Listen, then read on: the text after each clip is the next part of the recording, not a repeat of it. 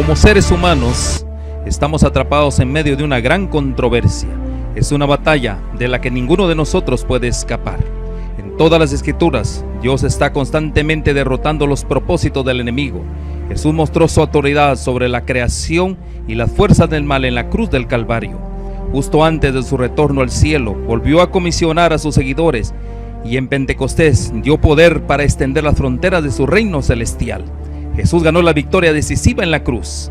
El desafío siempre ha sido ¿dónde ponemos nuestra lealtad? Aunque la elección debería ser fácil y obvia, no lo es. La batalla por nuestros corazones y mentes continúa. Nuestra esperanza y oración es que este medio revelen algunos de estos engaños y así nos ayuden no solo a escoger a Cristo, sino a permanecer con Él y a preparar a un pueblo para su segunda venida que reflejen su imagen moral.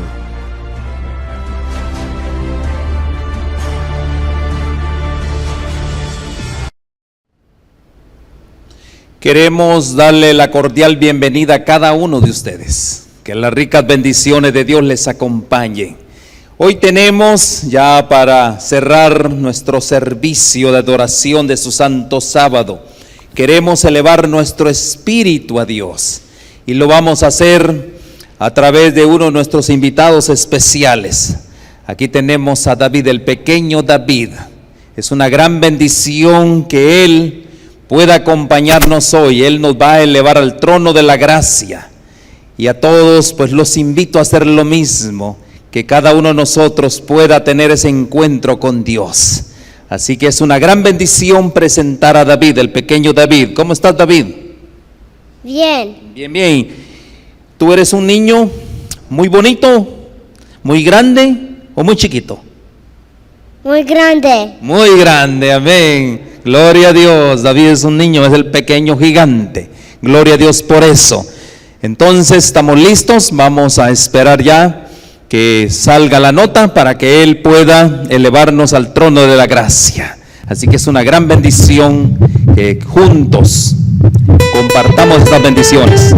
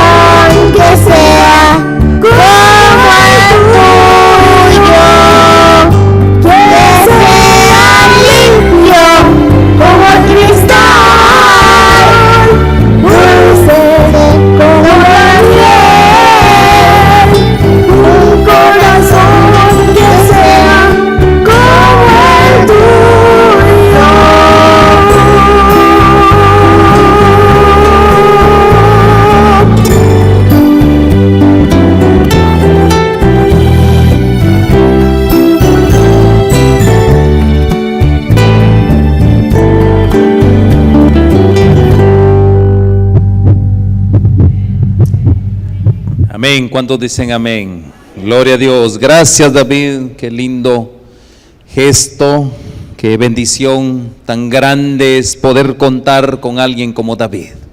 Amén, hermanos. Vamos a orar por él para que Dios lo siga usando. Gracias, David. Ya puedes pasar con tus papás.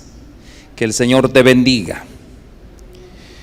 Mis hermanos, vamos a darle continuación al tema de la mañana. En la mañana hablamos acerca de la ley y la lluvia tardía. Y hoy vamos a hablar acerca de las condiciones que Dios necesita que nosotros tengamos. Y es un arrepentimiento genuino. ¿Por qué razón? No habrá lluvia tardía ni rocío en estos años, sino por mi palabra, dice el Señor.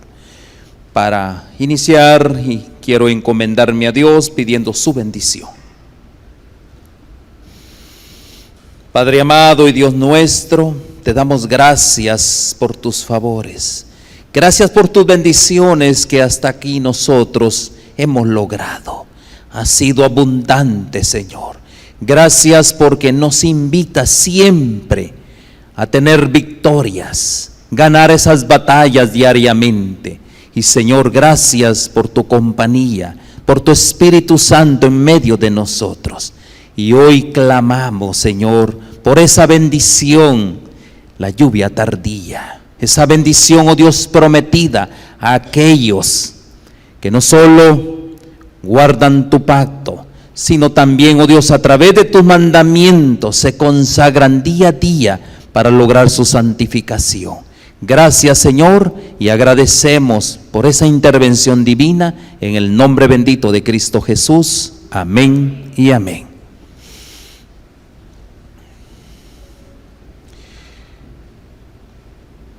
En la mañana hablamos acerca de la ley y la lluvia tardía y el papel que desempeña el Santo Espíritu de Dios en esta generación, la última generación. Vimos también cómo Salomón, cuando dedicó el templo de Dios, el templo soñado para el pueblo de Israel, su gran preocupación era que en ese templo morara el Espíritu Santo de Dios. Y esa era su gran preocupación. Y Dios le contestó en Segunda de Crónicas, capítulo 7, del verso 13 al 14 de Segunda de Crónicas. Ahí está la contestación de Dios. Y qué respuesta tan linda. Dice: si yo cerrare los cielos para que no haya lluvia, y se mandare la langosta que consuma la tierra, o si enviare pestilencia a mi pueblo. Y seguimos leyendo el 14, dice: y si se enviare mi pueblo sobre el cual mi nombre es invocado, y oraren y buscaren mi rostro, y se convirtieran de sus malos caminos, entonces yo iré desde los cielos y perdonaré sus pecados y sanaré su tierra.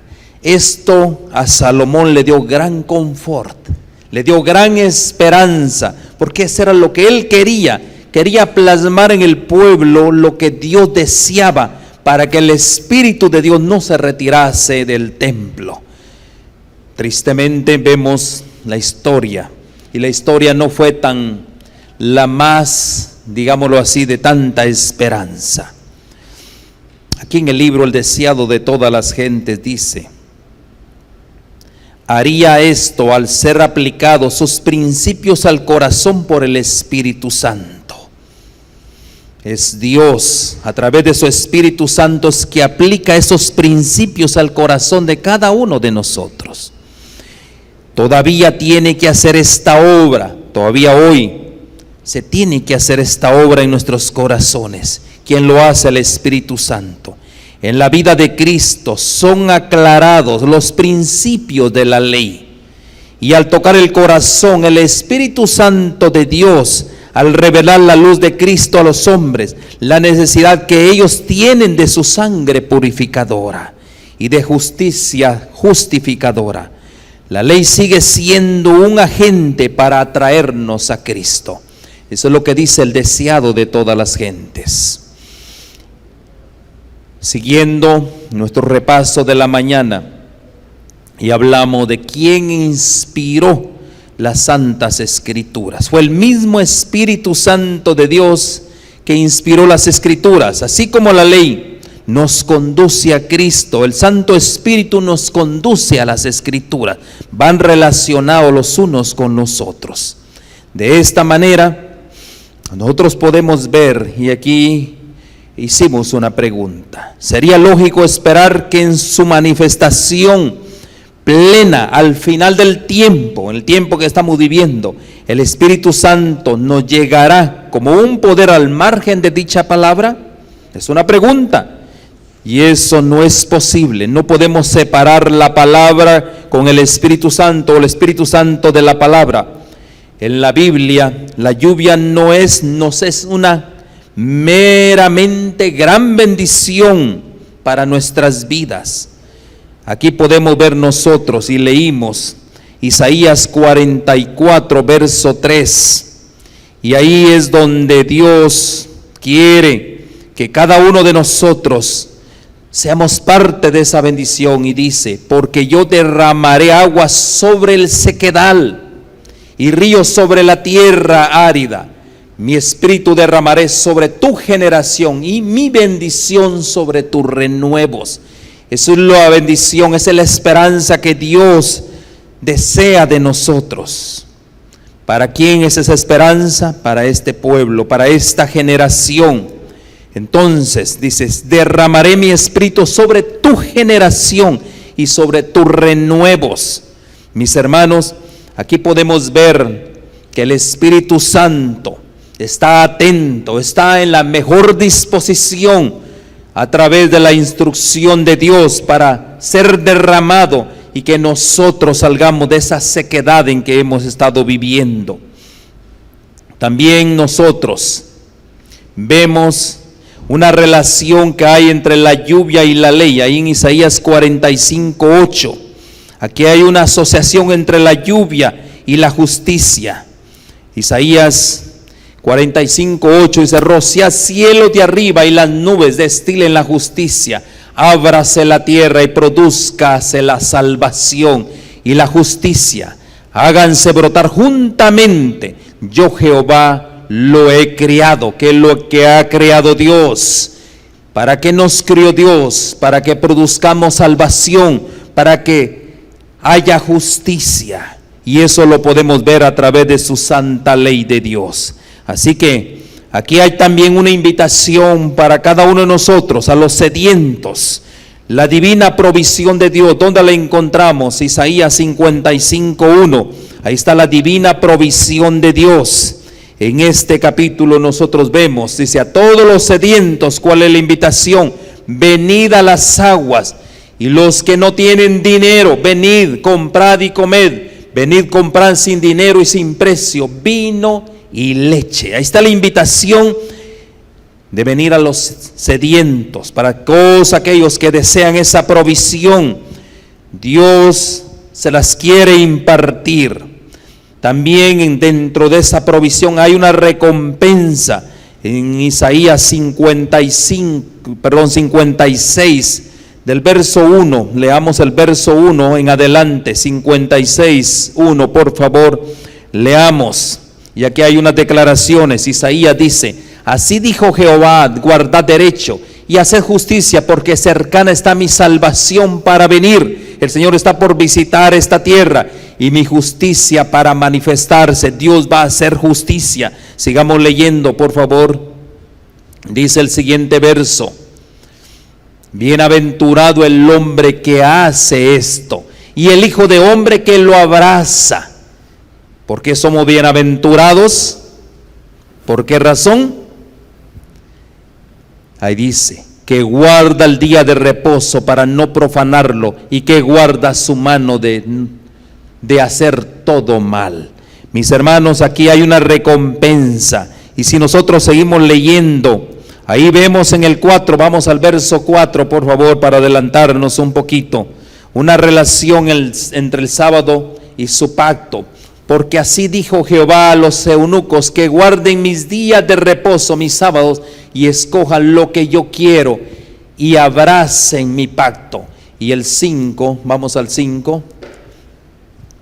Yo les daré lugar en mi casa y dentro de mis muros, y nombre mejor que el de hijos e hijas, nombre perpetuo les daré, que nunca perecerá. Mis hermanos, aquí hay una relación. Vamos al 6 para terminar en el 6. Dice: y a los hijos de los extranjeros que sigan a Jehová para servirle. Ahí está la promesa para usted y para mí. Y que amen el nombre de Jehová para ser sus siervos.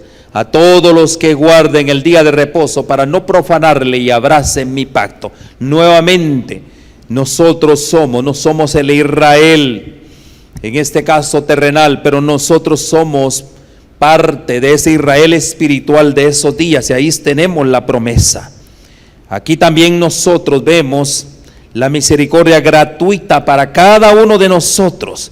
¿Por qué razón? En el 55 de Isaías 55 y verso 3, leamos por favor, porque son bien importantes esas declaraciones. Dice: inclinad vuestro oído y venid a mí, oíd y vivirá vuestra alma, y haré con vosotros, que es lo que quiere hacer con nosotros, pacto eterno, las misericordias firmes a David.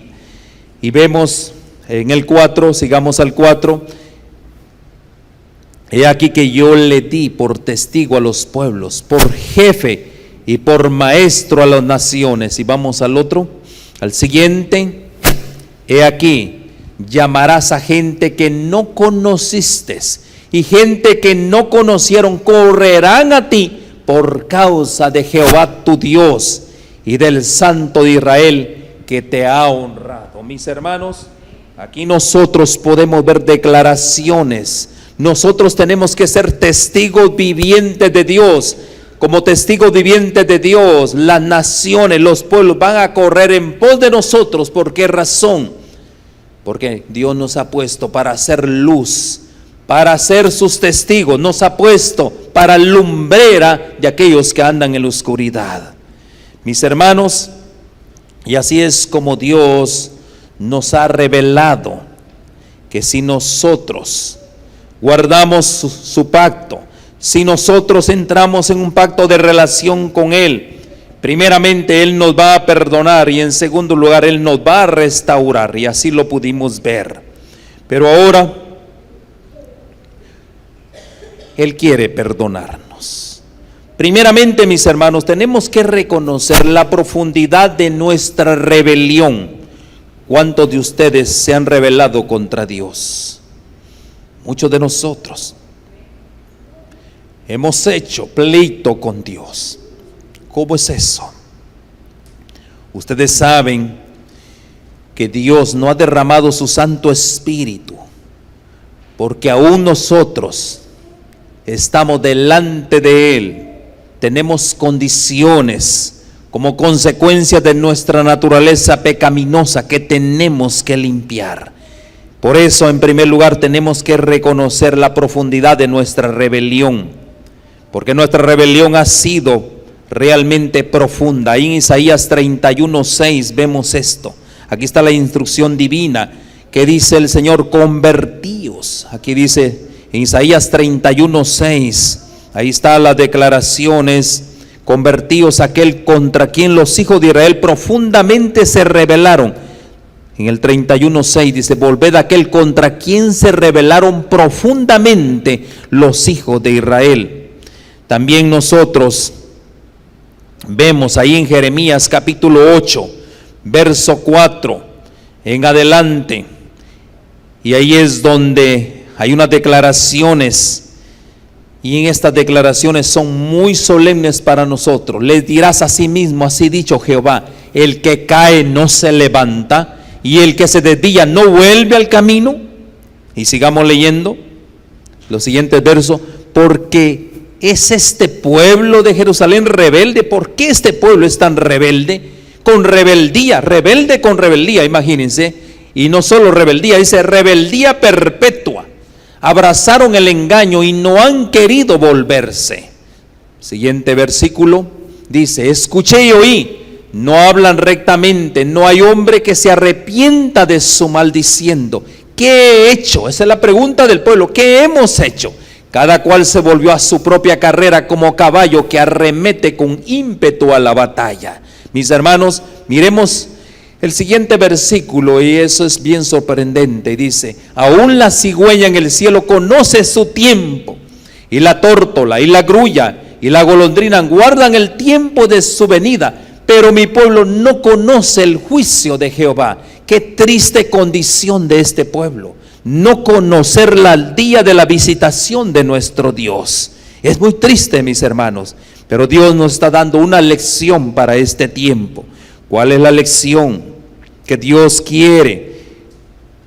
Dice: hanse avergonzado de haber hecho abominación. Todas estas cosas son abominaciones al Señor. Por eso Dios no ha enviado todavía a su Espíritu Santo. Dios todavía está reservándose, porque todavía su pueblo no se ha levantado con poder para vencer el pecado. Y ahora vamos a ver cómo Dios va a trabajar en nuestras mentes. Nuestra mente está ensoberbecida, dice, como caballo. No entendemos el tiempo. Dios enviará la lluvia al margen de un mensaje y al margen de un arrepentimiento. Dios, a través de sus profetas, nos ha dado mensaje tras mensaje. ¿Y cuál es el mensaje que el profeta nos da a cada uno de nosotros? ¿Cuál es ese mensaje? Es el mensaje de amonestación, un mensaje de arrepentimiento. ¿Por qué razón?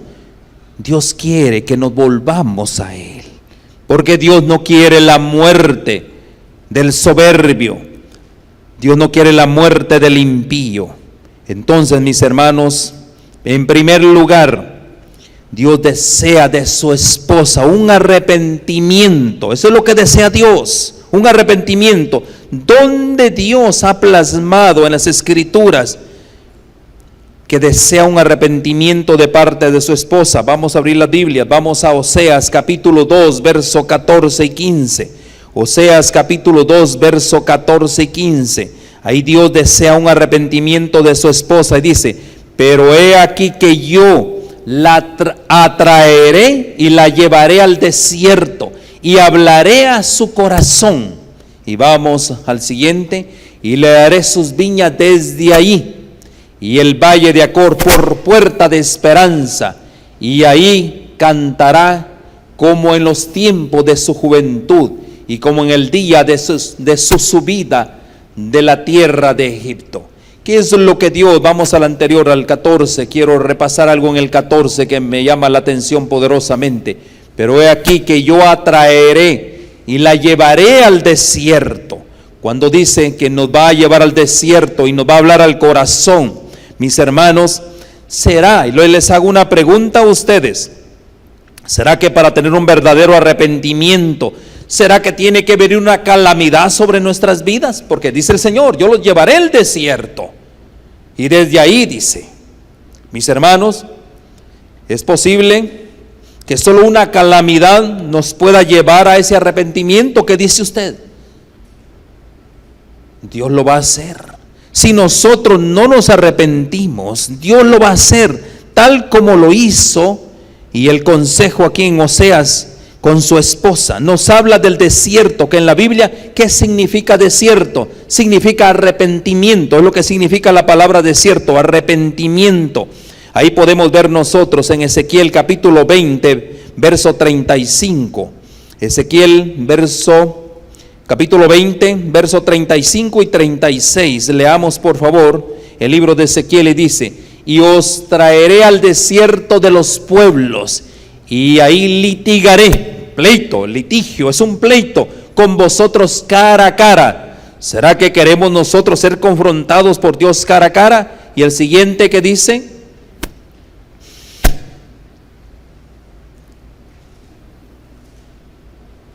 como litigué con vuestros padres en el desierto de la tierra de Egipto, así litigaré con vosotros, dice el Señor. Mis hermanos, aquí hay declaraciones solemnes. Vamos al 43, verso 43 también. Ahí nosotros, miren, y ahí os acordaréis de vuestros caminos, dice. ¿Será que tenemos que pasar, mis hermanos, por un desierto para acordarnos, por aflicciones, por calamidades, para acordarnos cuál es el camino que nos conduce al cielo? Y ahí os acordaréis de vuestros caminos, de todos vuestros hechos en que os contaminasteis y os aborrecéis a vosotros mismos a causa de todos vuestros pecados que cometéis. Mis hermanos, ¿qué simboliza entonces el desierto? Vimos arrepentimiento. Aquí vemos nosotros en el versículo 16, presenta al valle de Acor como puerta de esperanza. ¿Cuál es la puerta de esperanza? En hebreo, Acor significa calamidad. ¿Es posible que solo una calamidad nos pueda llevar al arrepentimiento? En Josué, capítulo 7, verso 21 al 26, aquí hay un suceso. ¿Cuál es ese suceso? El manto babilónico de Acán. Acán tomó un manto. Y como consecuencia de haber tomado ese manto, ¿qué fue lo que pasó? El Señor se alejó, la presencia de Dios se alejó. Ese gran anhelo del rey Salomón, que la presencia de Dios no se alejara del templo. Aquí mismo también vemos Josué, era un hombre de oración, un hombre de Dios, pero más sin embargo, por haber tomado este hombre Acán, toma el manto babilónico, la presencia de Dios se alejó, de forma que Israel padeció una dolorosa derrota en Ai.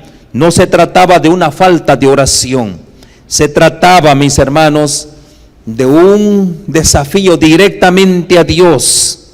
Y aquí en este caso, ahí podemos leer, leamos Josué 7:21, por favor, si me lo ponen en la pantalla.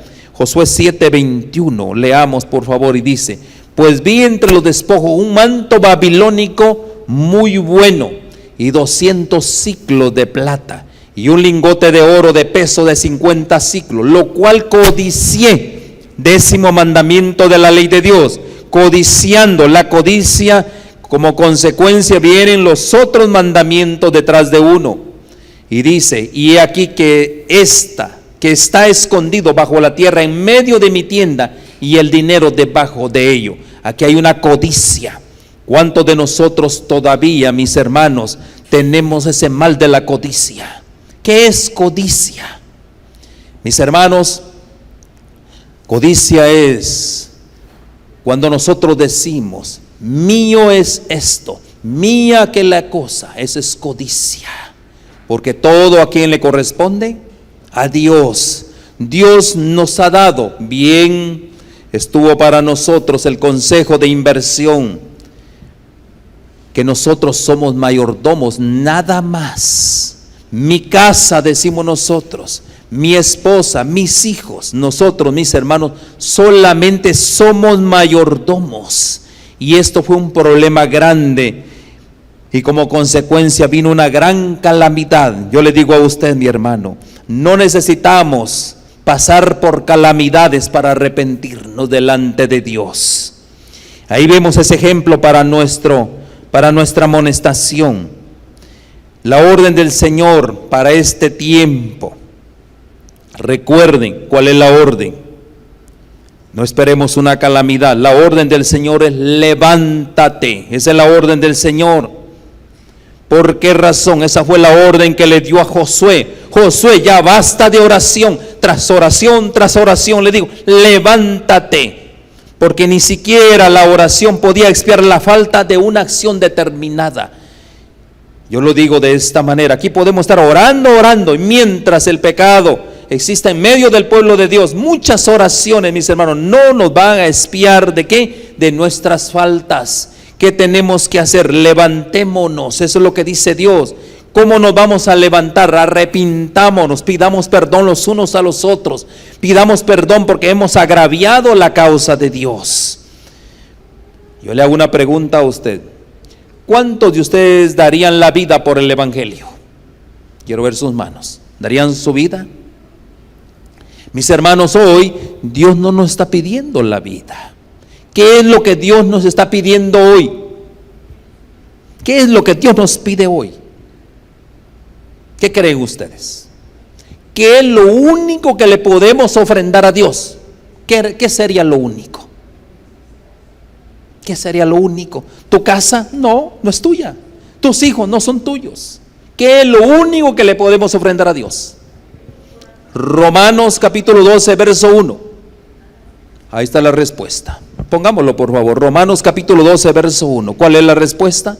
Es lo único que tenemos que ofrendarle a Dios. Es lo único que tenemos para ofrendar. Así que, hermanos, os ruego un rogativo por la misericordia de Dios, que presentéis vuestros cuerpos en sacrificio santo, agradable a Dios, que es vuestro culto racional. Y el siguiente verso que dice: no os conforméis a este siglo, sino transformados por medio de la renovación de vuestro entendimiento, para que comprobéis cuál sea la buena voluntad de Dios, agradable y perfecta. ¿Cuál es? Lo único que tenemos que ofrecerle a Dios es nuestro ser, nuestro cuerpo, nada más, no hay otra cosa. ¿Y cómo tenemos que ofrendarlo? Dice, como una ofrenda agradable a Él, en sacrificio vivo y santo. Hoy, muerto no lo puedes ofrecer nada a Dios, ¿verdad que sí? Hoy, por eso nosotros hoy, primeramente, tenemos que venir al arrepentimiento. Dios está esperando el arrepentimiento de su esposa. Ahí vemos a Josué, capítulo 7, verso 10. Aquí hay algo bien interesante. A raíz de ese contratiempo de este hombre Acán, que codició ese manto, 7:10 dice: y Jehová dijo a Josué: levántate, ¿por qué te postras así sobre tu rostro? Ya basta, suficiente. Siguiente verso: Israel ha pecado y aún han quebrantado mi pacto que yo les mandé, y también han tomado del anatema. A veces somos participantes nosotros, y hasta han hurtado otro. Miren la codicia, miren todo lo que tiene consecuencias. Han mentido y aún lo han guardado entre sus enseres. Y el siguiente verso dice: por esto los hijos de Israel no podrán hacer frente a sus enemigos, sino que delante de sus enemigos volverán la espalda, por cuanto han venido a ser anatema. Ni estaré más con vosotros, si no destruiréis el anatema de en medio de vosotros. ¿Qué es lo que tenemos que hacer, mis hermanos? Destruir ese anatema que está en medio de nosotros, la codicia y muchas otras cosas que tenemos en nuestro corazón. Por eso la importancia del arrepentimiento. Dios desea que su esposa se arrepienta. Punto número 2. La esposa conocerá a Jehová en relación con la justicia por la fe. Oseas capítulo 2, verso 19. Ahora la esposa conocerá a Jehová. Capítulo 2 de Oseas, 2:19 al 20, y dice: y te desposaré conmigo después de que tú te arrepientas para siempre. Amén, hermanos. ¿A cuánto les gustaría esa idea? ¿Sí les gusta la idea?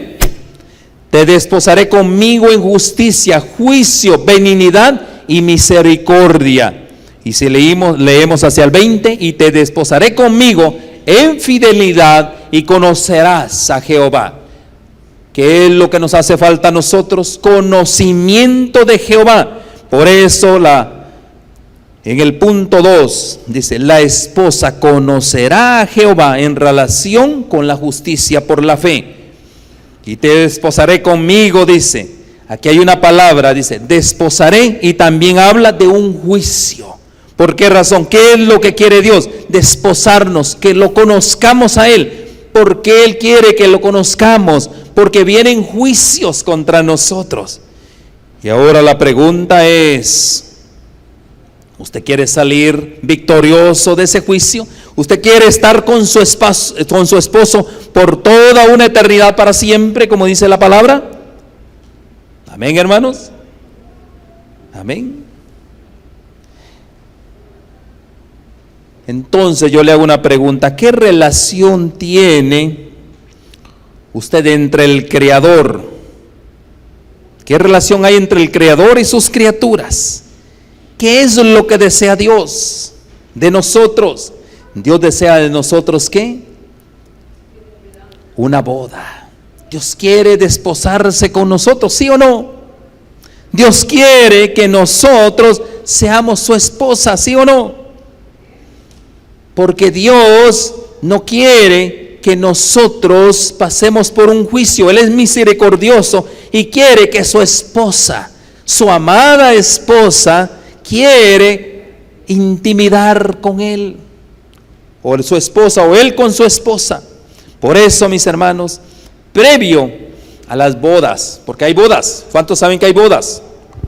¿O no hay bodas? Dios quiere desposarse con su esposa, pero previo a eso, ¿qué es lo que va a haber? Va a haber un juicio. ¿Y qué es lo que quiere? Que la esposa salga airosa de ese juicio para tener las bodas con el Cordero.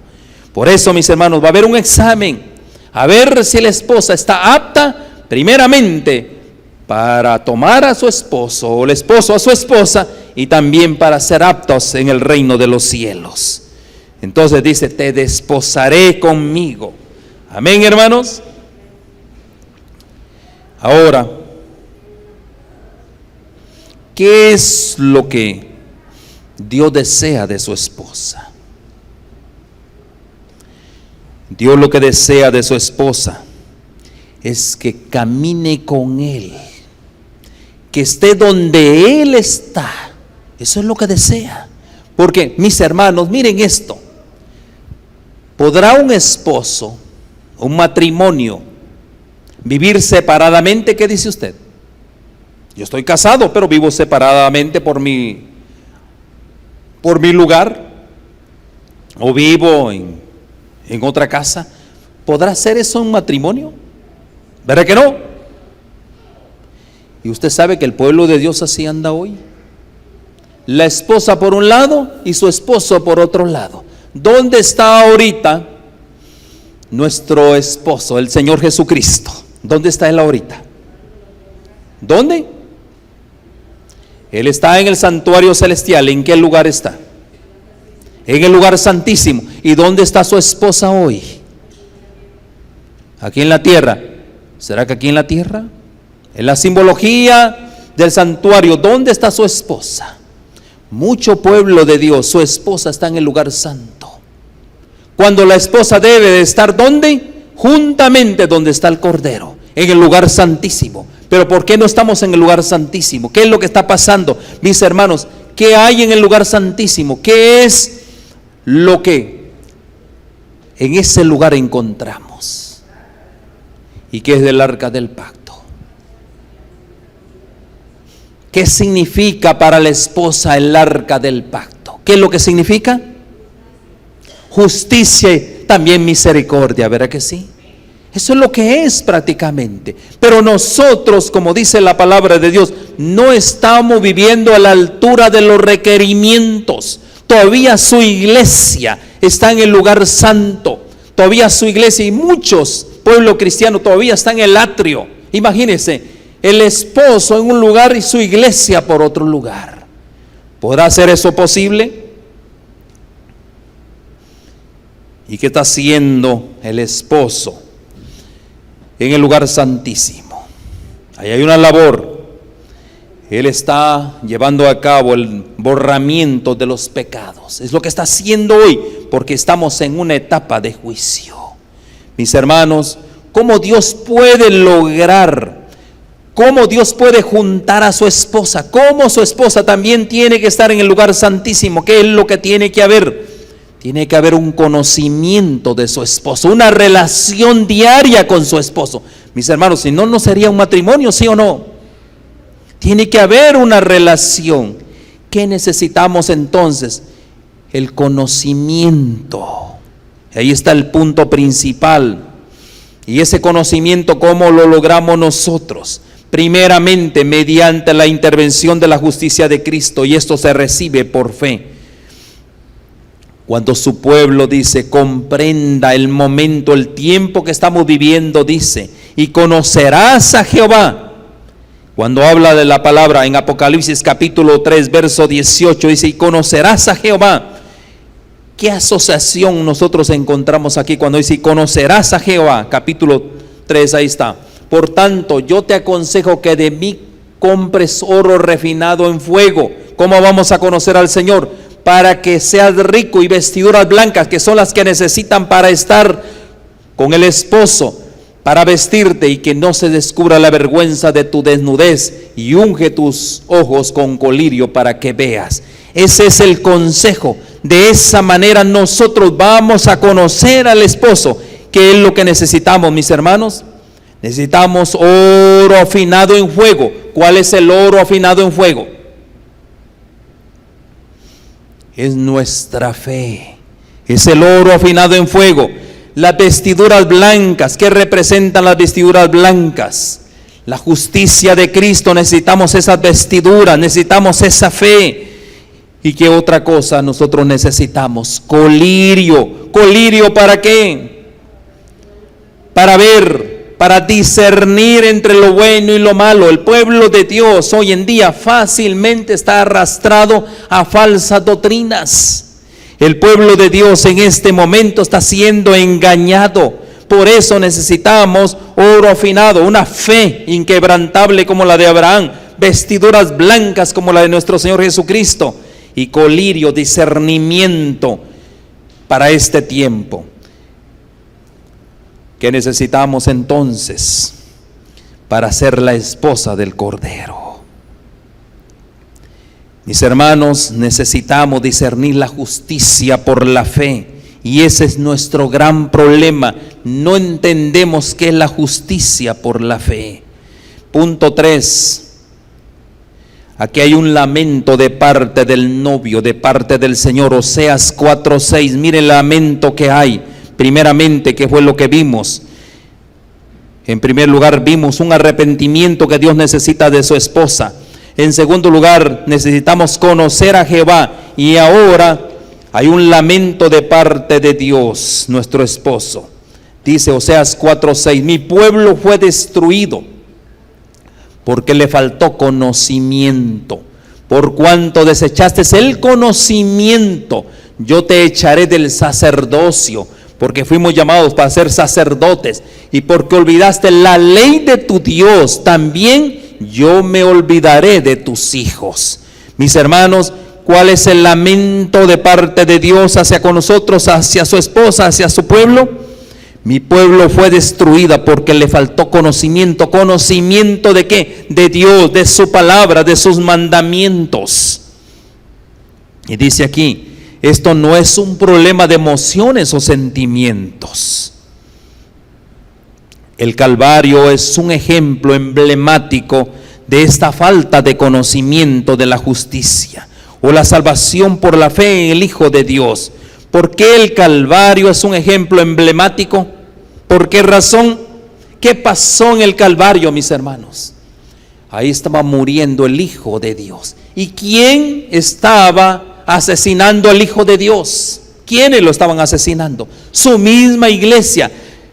La niña de sus ojos, la consideración, la considerada por Dios, esa misma iglesia, su esposa, estaba asesinando al esposo. Yo le hago una pregunta, ¿repetiremos la misma historia nosotros? Mis hermanos, ¿y cómo respondió el Hijo de Dios? ¿Cómo respondió nuestro esposo? Perdónalos porque no saben lo que hacen. También en la iglesia de la Odisea, ¿qué pasó? La famosa iglesia de la Odisea también padece este mal y no conoce, dice. Y el diagnóstico del médico es que, y el médico nunca se equivoca. ¿Cuál es el diagnóstico?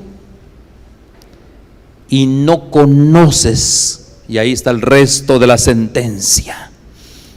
Aquí hay falta de conocimiento, aquí hay olvido de la ley de Dios. Por eso, mis hermanos, ese es el lamento de parte del Señor. Punto 4.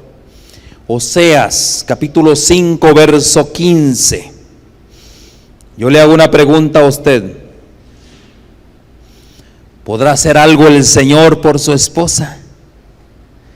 ¿Podrá hacer algo el Señor por su pueblo? Oseas capítulo 5 y verso 15 dice: andaré y volveré a mi lugar hasta que reconozcan su pecado y busquen mi rostro. En su angustia me buscarán. Necesitamos calamidades para reconocer quién es nuestro Dios.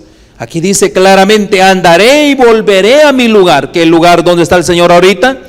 En el lugar santísimo. Hasta que reconozcan su pecado y busquen mi rostro. ¿Qué es lo que desea Dios? Que lo busquemos a Él. Por eso dice, el Señor puede hacer nada, no puede hacer nada hasta que su pueblo conozca su pecado. Su pueblo se pregunta: ¿qué maldad es la nuestra? A veces nos preguntamos eso. En Malaquías hay otra sentencia: ¿qué hemos hecho contra Dios? ¿O qué pecado es el nuestro que cometiéramos contra Jehová nuestro Dios? ¿Cuál es ese pecado?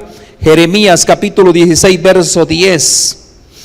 Aquí hay una respuesta inequívoca.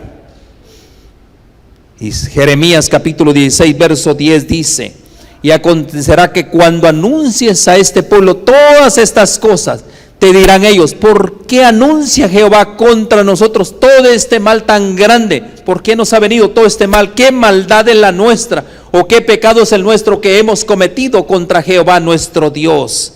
Ahí, mis hermanos, aquí hay una respuesta: porque nuestros padres me dejaron, vosotros habéis hecho también lo mismo. Ahí en el 11 y el 12 está la respuesta.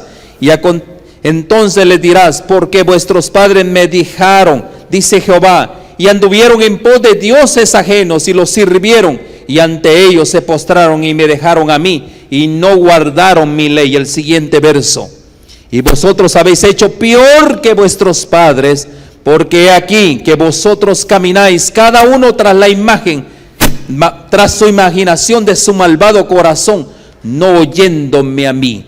¿Cuál es el gran problema de la esposa aquí? ¿Cuál es el problema del pueblo de Dios? ¿Cuál es el problema que hoy la iglesia tiene? Un corazón, una imaginación. Dígame usted, ¿o no es eso cierto? ¿Cuántos tenemos imaginación aquí? Aquí nos imaginamos cada cosa, mis hermanos. Por eso Dios nos está reprobando. ¿Qué es lo que dice Dios? Dice: tienen una imaginación malvada, un corazón perverso, dice el Señor. Mis hermanos, Dios nos está hablando hoy. ¿Cuántos dicen amén? Hasta que su pueblo conozca su pecado, dice. Aquí, mis hermanos, nosotros, ahí vamos a Jeremías capítulo 14 verso 1. Miremos lo que dice: ¿por qué no hubo agua? ¿Por qué no vino lluvia? ¿Por qué hay sequía? ¿Cuál es el motivo? Palabra de Jehová que vino a Jeremías con motivo de la sequía. ¿Cuáles fueron esas palabras que vino? ¿Por qué vino la sequía? Porque se apartaron de los mandamientos, porque corrompieron los principios de Dios.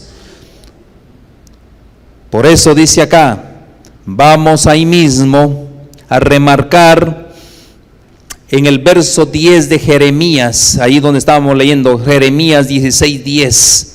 Quiero remarcar ese verso, por favor. Jeremías capítulo 16 y verso 10.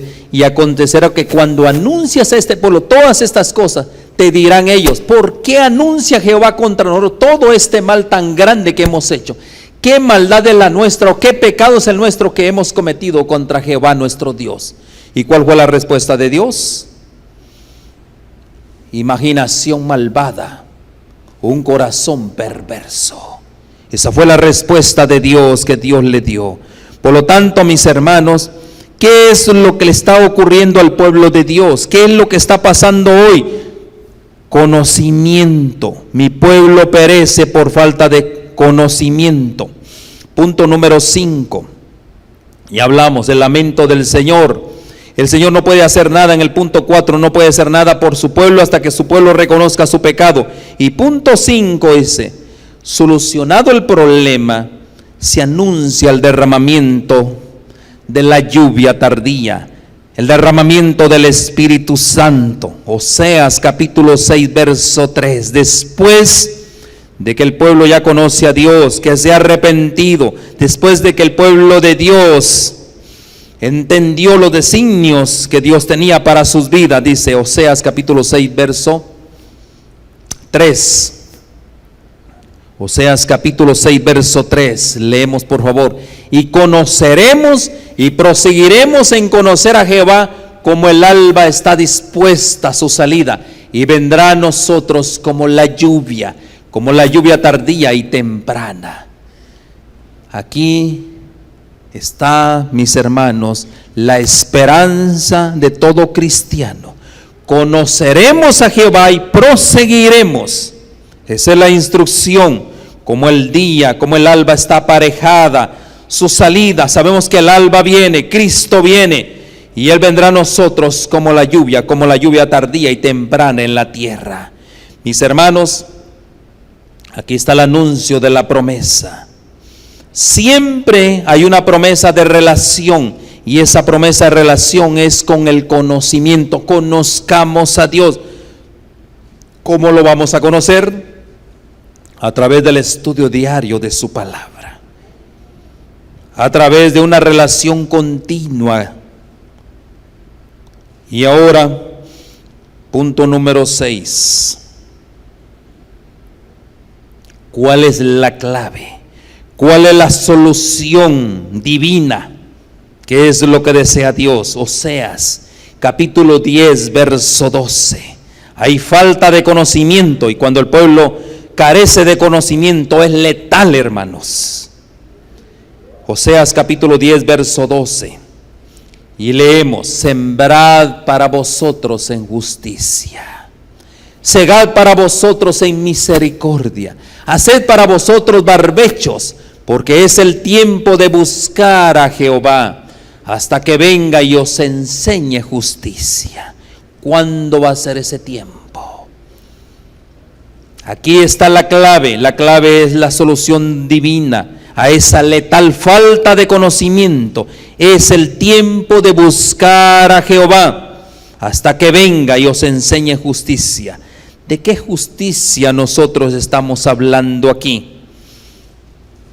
¿De qué justicia? En el discurso maestro de Jesucristo, en la página 46, dice: el discípulo amado, se lo leí en la mañana, dice: ¿de qué justicia estamos hablando aquí? Es tiempo de buscar a Dios hasta que venga os enseñe justicia. ¿Cuál es la justicia? El discípulo amado que escuchó las palabras de Jesús en el monte, al escribir mucho tiempo después, bajo la inspiración del Espíritu Santo, se refirió a la ley de Dios como una norma de vigencia perpetua. Ese es buscar justicia. Dice que el pecado es infracción de la ley. Todos hemos pecado, y que todo aquel que comete pecado infringe también la ley de Dios. Y ahí vimos los textos alusivos a todo esto. Por eso, mis hermanos, ahí en San Juan, en primera de San Juan, capítulo 3, verso 4, aquí expresa claramente que la ley, ¿a qué ley se refiere? Se refiere al mandamiento de Dios. San Juan, primera de San Juan, capítulo 3, verso 4. Primera de San Juan, capítulo 3, verso 4. Aquí claramente vemos, dice: todo aquel que comete pecado infringe también la ley, pues el pecado es infracción a la ley de Dios. Y en San Juan, capítulo 2, verso 7, leemos. San Juan, capítulo 2, verso 7, dice: Jesús les dijo, primera de San Juan, recuerda que estamos en primera de San Juan, capítulo 2, verso 7. Sin embargo, os escribo un mandamiento nuevo. Primera de San Juan 2, 7, ¿verdad? Bueno, tenía relación también. Hermanos, no os escribo mandamiento nuevo, sino el mandamiento antiguo que habéis tenido desde el principio. ¿Cuál es ese mandamiento antiguo? Este mandamiento antiguo es la palabra que habéis oído desde el principio. Mis hermanos, es una de las razones por el cual todavía el derramamiento del Espíritu Santo no se ha dado. Y vamos terminando con esto. ¿Qué posibilidades tiene el pueblo de Dios hoy? ¿Qué posibilidades tiene la esposa? ¿Será que todavía va a haber matrimonio? ¿Qué dice usted? según esta posición, ¿qué posibilidad tenemos con nuestra naturaleza distinta a la de Cristo? Se lo leo nuevamente. Según esta posición, ¿qué posibilidad tenemos con nuestra naturaleza distinta a la que Cristo tomó de vencer totalmente el pecado? Él venció totalmente el pecado. No es infrecuente escuchar desde algunos púlpitos del pueblo remanente expresiones como esta: seguiremos pecando hasta que Cristo regrese. ¿No se dice eso? Seguiremos pecando hasta que Cristo regrese. Si es cierto, el pecado va a prevalecer hasta que Cristo regrese. Pero la pregunta es, ¿qué posibilidades tenemos como pueblo de hoy? ¿Seguiremos pecando? ¿Seguiremos transgrediendo la ley de Dios, los principios divinos? Si no es posible la victoria sobre el pecado, ¿qué sentido tiene entonces el sellamiento y el ministerio del Señor Jesús en el lugar santísimo, en el borramiento de nuestros pecados? Mis hermanos, si no es posible ganar victoria sobre el pecado, mis hermanos, ¿qué sentido tiene entonces el sellamiento? El ministerio sacerdotal de nuestro Señor Jesucristo. Mis hermanos, este es un esquema que deja mucho vacío de contenido. ¿Por qué razón estamos haciendo un lado el ministerio sacerdotal de Cristo? ¿Por qué razón nosotros, como pueblo, haciendo esto, nos estamos devolviendo al lugar santo, que es donde se mueve la iglesia caída según un esquema cíclico, dice, habitual, pecando, arrepentimiento? ¿Cuál es el sistema cíclico? Yo peco, me arrepiento, obtengo el perdón, de vuelta al pecado y de vuelta a comenzar el proceso. Eso es lo que desea Dios para su iglesia, para su esposa. Pecar, yo peco, vengo a Jesús, me perdona, mi pecado es confesado y vuelvo a repetir el ciclo. Ese es el esquema de la iglesia de hoy en día. Mis hermanos, si nosotros pensamos que ese es el esquema, estamos totalmente perdidos. ¿Qué es lo que tenemos que hacer hoy? Se trata de un esquema cíclico en que no encaja el lugar santísimo. El borramiento o la purificación del pecado tiene que hacerse ¿cuándo? ¿Cuándo, mis hermanos? A la segunda venida de Cristo. Es hoy. Ni es a la finalización del conflicto, que no sigue un esquema circular sino un lineal. Es un principio y un final según el plan divino. ¿Cuál es el plan divino? Si nosotros ignoramos, mis hermanos, la segunda venida de Cristo, esa segunda venida de Cristo se puede desvanecer, nuestra esperanza se puede desvanecer. ¿Cómo? Si nosotros pecamos. Venimos a Cristo y Él nos perdona. Y si Él nos perdona, nuevamente vuelvo a caer y ahora vuelvo a Cristo otra vez, caigo otra vez. Eso es un vicio. ¿Podemos vencer? ¿Qué dicen ustedes? Es decir, no pecaremos en esa prueba que será la más gigante y engañosa de todos los tiempos. Esa es la prueba más engañosa, mis hermanos. No crean ustedes que cuando venga el Señor va a haber ese chance todavía. No, mis hermanos, hoy es el tiempo. Esa es la posibilidad para el pueblo de hoy. Es la prueba más engañosa que el enemigo nos ha puesto. ¿Seguiremos pecando hasta que Cristo regrese? En todas las demás cosas, ¿hay alguien que se pueda creer eso? ¿Usted lo puede creer, mis hermanos? Es inevitable recordar que aquí lo dicho por Elías en el Carmelo, ahí en Primera de Reyes, con eso vamos terminando, capítulo 18 y verso 21. Aquí hay una declaración. ¿Cuál fue la declaración que hizo Elías al pueblo? Primera de Reyes, capítulo 18, verso 21, dice: y acercándose Elías a todo el pueblo dijo, ¿qué fue lo que dijo? ¿Hasta cuándo claudicaréis vosotros entre dos pensamientos? Si Jehová es Dios, seguidle, y si es Baal, id en pos de él. Y el pueblo no respondió palabra. ¿Y usted qué responde? ¿Nos santificaremos, nos purificaremos hoy? ¿O vamos a seguir con el vicio de seguir pecando? Mis hermanos, eso es de vida o muerte. Yo solo quiero terminar con este pensamiento. Los que han aceptado la luz de la palabra de Dios nunca, nunca han de dejar la impresión en las mentes humanas de que Dios tolera sus pecados. No, mis hermanos, no nos olvidemos de eso. Mensajes selectos, tomo 1, página 135 para terminar. Quiero dejarle este pensamiento en su mente. Mensajes selectos, página 1, tomo 1, página 135. Y dice: el sistema simbólico de ceremonias tenía un fin, la vindicación de la ley de Dios, para que todos los que creen en Cristo pudieran llegar a la unidad de la fe y del conocimiento del Hijo de Dios, a un varón perfecto, a la medida de la estatura de la plenitud de Cristo. Está en Efesios 4, capítulo 4, verso 13. En la obra cristiana hay amplio lugar para la actividad de todos los dones que Dios ha dado. Todos se han de unir para realizar los requerimientos de Dios, revelando en cada paso aquella fe que obra por el amor y purifica el alma. Y dice, seguimos leyendo: Cristo ha de recibir supremo amor de parte de los seres que ha creado, nosotros, y requiere que el hombre fomente una consideración sagrada por sus prójimos. Cada alma salvada lo será por el amor que comienza con Dios. La verdadera conversión es un cambio del egoísmo al amor santificado para Dios y el amor mutuo entre los hombres. Harán una reforma completa. ¿Quiénes?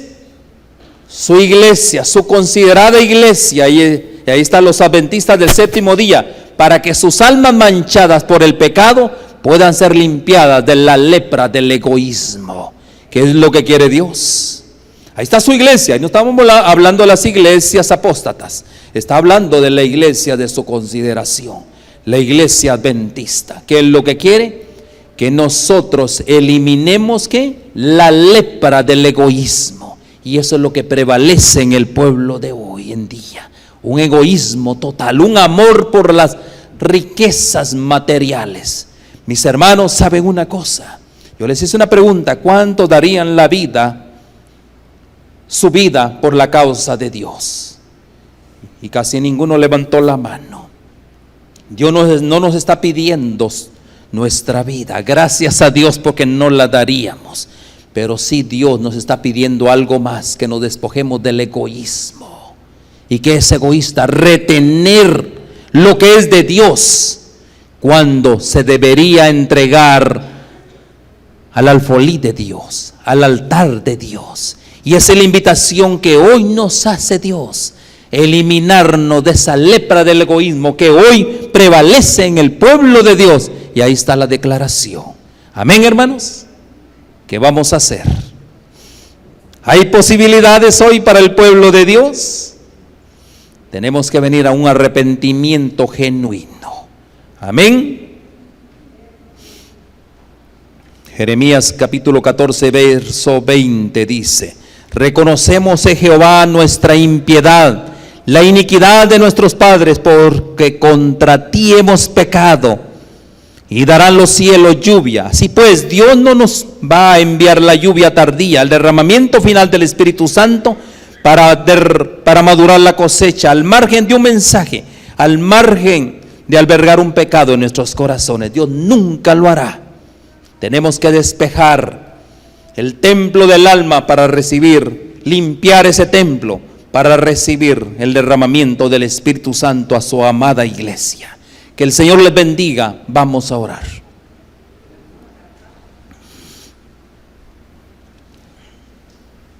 Padre bendito y Dios nuestro, hemos visto, Señor, que hoy tu pueblo, tu amada iglesia, tu esposa, oh Dios, aún tiene defectos. Permítenos, oh Dios, despojarnos de esos defectos, principalmente la avaricia, esa lepra del egoísmo, oh Dios, que tiene las demás consecuencias, oh Dios. Por eso nos entregamos. Yo particularmente vengo a ti, oh Dios. Vengo a entregarme a ti para que tú me tomes como enteramente tuyo, Señor. Yo también entrego a tu iglesia, Señor, que tú me has honrado para que yo sea su conductora. Yo la entrego en tus manos, oh Dios.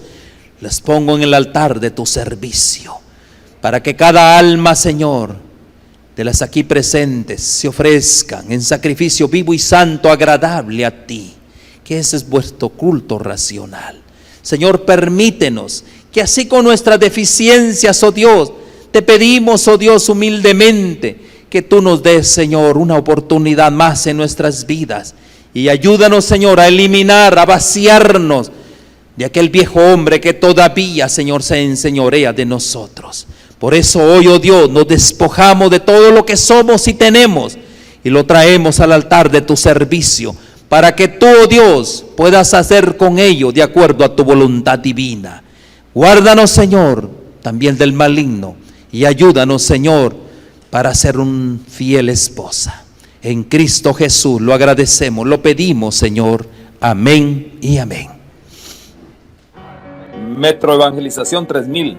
En la Biblia encontramos el gran desafío evangelístico que han representado las ciudades a quienes desean hacer suya la orden de ir y predicar el Evangelio.